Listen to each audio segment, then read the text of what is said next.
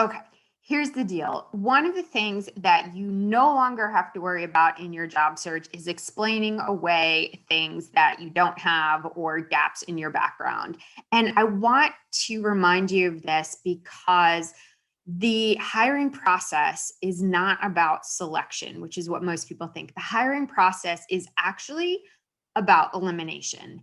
And the reason that's important is because when the brain's kind of thinking about elimination, it's looking for red flags to easily narrow down that list of 250 resumes down to 10 people to phone screen and then maybe two or three to bring in. And this is why applicant tracking systems are a nightmare when you're applying to a job, because they're looking for these matches and automatically eliminating people who either don't have this experience or maybe put in a salary that's outside the range. So when you think about this idea of elimination versus selection, you start to realize why it's not a good use of time to explain in an interview about why you have gaps in your resume or even worry about that. I mean, the fact is, the majority of recruiters have said after 2020 that pretty much everything is forgivable. They understand that there might have been gaps. And I think that's a good thing, not just for 2020, but I think people are starting to realize that, hey, life happens, it's complex. People have to step away from the workforce for a variety of reasons. And that doesn't necessarily mean it's a red flag.